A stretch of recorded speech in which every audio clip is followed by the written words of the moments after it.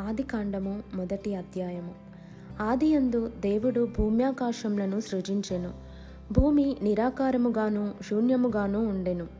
చీకటి అగాధ జలము పైన కమ్మి ఉండెను. దేవుని ఆత్మ జలములపైన అల్లాడుచుండెను. దేవుడు వెలుగు కమ్మని పలుకగా వెలుగు కలిగెను. వెలుగు మంచిదైనట్టు దేవుడు చూచెను. దేవుడు వెలుగును చీకటిని వేరుపరచెను. దేవుడు వెలుగునకు పగలనియు చీకటికి రాత్రి అనియు పేరు పెట్టెను. అస్తమయమును ఉదయమును కలుగగా ఒక దినమాయెను. మరియు దేవుడు జలముల మధ్యనొక విశాలము కలిగి ఆ జలములను ఈ జలములను వేరుపరచునుగాకని పలికెను. దేవుడు ఆ విశాలము చేసి విశాలము క్రింది జలములను విశాలము మీది జలములను వేరుపర్పగా ఆ ప్రకారమాయెను. దేవుడు ఆ విశాలమునకు ఆకాశమని పేరు పెట్టెను. అస్తమయమును ఉదయమును కలుగగా రెండవ దినమాయెను. దేవుడు ఆకాశము క్రిందనున్న జలములు ఒకచోటనే కూర్చబడి ఆరిన నేల కనబడునుగాకని పలుకగా ఆ ప్రకారమాయెను. దేవుడు ఆరిన నేలకు భూమి అని పేరు పెట్టెను. జలరాశికి ఆయన సముద్రం అని పేరు పెట్టెను. అది మంచిదని దేవుడు చూచెను. దేవుడు గడ్డిని విత్తనములిచ్చు చెట్లను భూమి మీద తమ తమ జాతి ప్రకారము తమలో విత్తనములు గల ఫలమిచ్చు ఫలవృక్షములను భూమి మొలిపించుగాకని పలుకగా ఆ ప్రకారమాయెను. భూమి గడ్డిని తమ తమ జాతి ప్రకారము విత్తనములిచ్చు చెట్లను తమ తమ జాతి ప్రకారము తమలో విత్తనములు గల ఫలవృక్షములను మొలిపింపగా అది మంచిదని దేవుడు చూచెను. అస్తమయమును ఉదయమును కలుగగా మూడవ దినమాయెను. దేవుడు పగటిని రాత్రిని వేరుపరచినట్లు ఆకాశ విశాలమందు జ్యోతులు కలుగునుగాకనియు అవి సూచనలను కాలములను దిన సంవత్సరములను సూచించుటకై ఇండుగాకనియు భూమి మీద వెలుగిచ్చుటకు అవి ఆకాశ విశాలమందు జ్యోతులై యుండుగాకనియు పలికెను. ఆ ప్రకారమాయెను. దేవుడు ఆ రెండు గొప్ప జ్యోతులను అనగా పగటిని ఏలుటకు పెద్ద జ్యోతిని రాత్రిని ఏలుటకు చిన్న జ్యోతిని నక్షత్రములను చేసెను.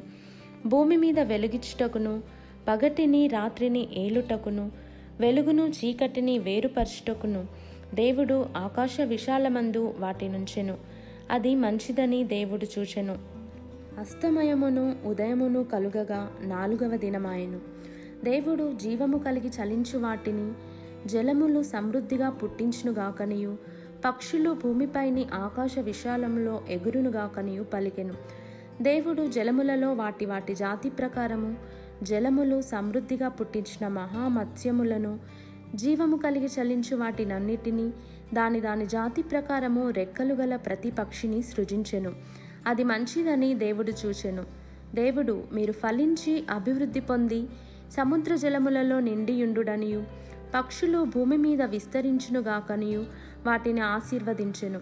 అస్తమయమును ఉదయమును కలుగగా ఐదవ దినమాయెను.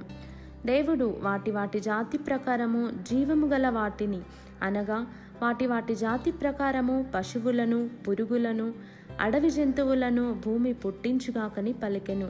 ఆ ప్రకారమాయెను. దేవుడు ఆయా జాతుల ప్రకారము అడవి జంతువులను ఆయా జాతుల ప్రకారము పశువులను ఆయా జాతుల ప్రకారము నేలను ప్రాకు ప్రతి పురుగును చేసెను. అది మంచిదని దేవుడు చూచెను. దేవుడు మన స్వరూపమందు మన పోలిక చొప్పున నరులను చేయుదము. వారు సముద్రపు చేపలను ఆకాశ పక్షులను పశువులను సమస్త భూమిని భూమి మీద ప్రాకు ప్రతి జంతువును ఏలుదురుగాకనియు పలికెను. దేవుడు తన స్వరూపమందు నరుని సృజించెను. దేవుని స్వరూపమందు వారిని సృజించెను. స్త్రీనిగాను పురుషునిగాను వారిని సృజించెను. దేవుడు వారిని ఆశీర్వదించెను. ఎట్లనగా మీరు ఫలించి అభివృద్ధి పొంది విస్తరించి భూమిని నిండించి దానిని లోపర్చుకొనుడి. సముద్రపు చేపలను ఆకాశ పక్షులను భూమి మీద ప్రాకు ప్రతి జీవిని ఏలుడని దేవుడు వారితో చెప్పెను. దేవుడు ఇదిగో భూమి మీదనున్న విత్తనములిచ్చు ప్రతి చెట్టును విత్తనములిచ్చు వృక్షఫలము గల ప్రతి వృక్షమును మీకిచ్చియున్నాను. అవి మీకు ఆహారమగును. భూమి మీద నుండు జంతువులన్నిటికిని ఆకాశ పక్షులన్నిటికిని భూమి మీద ప్రాకు సమస్త జీవులకును పచ్చని చెట్లన్నయు ఆహారమగునని పలికెను. ఆ ప్రకారమాయెను. దేవుడు తాను చేసినది యావత్తును చూచినప్పుడు అది చాలా మంచిదిగా నుండెను. అస్తమయమును ఉదయమును కలుగగా 6వ దినమాయెను. ధన్యవాదాలు.